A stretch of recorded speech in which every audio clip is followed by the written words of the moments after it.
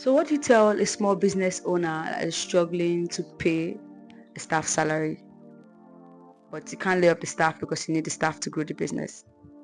What I'll say is, in starting a business, you should understand there will be, when you're planning an amount for finance to start up a business, yeah, you make provision for a certain part, a certain amount that will last for at least 6 months. So you're not paying your staff based on the turnover you get, based on the profits that you get. You're paying the staff, or you're paying your staff based on the money that was set aside for the business. So, but then, if I understand, part of what you're trying to talk about is, what about small businesses that don't have money that they kept aside to pay extra for this, right? At different times, I can't help it.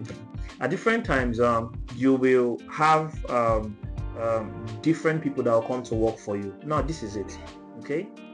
There are people that pay. Okay, let me go through this angle.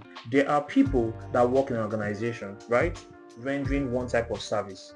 The amounts they are being paid, the other organization should check, okay? And then exactly what the additional, the same services that additional, somebody is paying times 10, times 15, times 20 of the amount. Now, this is the difference. The difference is the different companies are structured differently.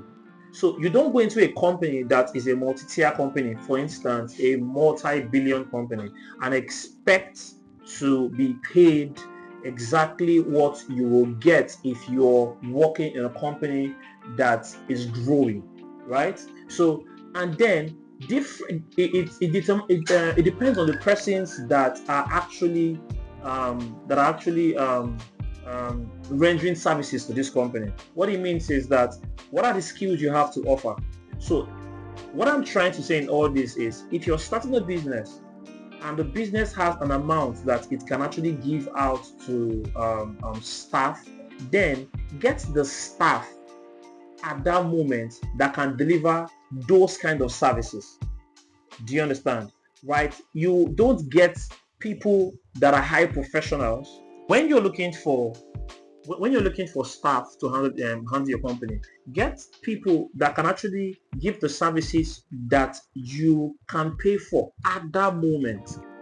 So let me give you an example, right? I was privileged to work in a multi-billion company many years ago, and then I noticed something. I noticed that the amounts they pay. So let's say, for instance, a company pays 500,000 naira to a staff. Another company pays 50,000 naira.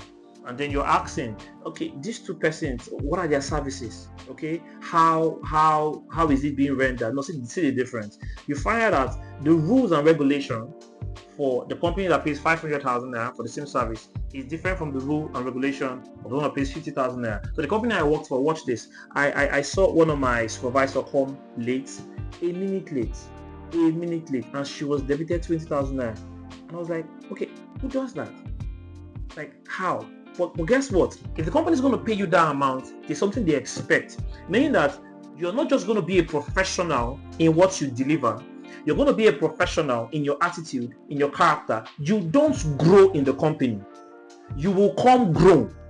So if you think you're very good, there are things you can handle, then come on.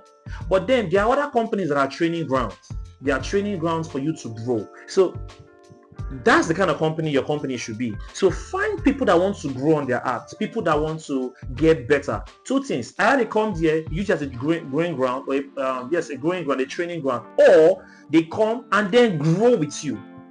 Grow in the sense that when you get better, they can now understand they can earn better. Do you understand that? So this is one challenge that most small businesses get to encounter, but then it can be solved at every given time. There is someone that needs what you have to offer.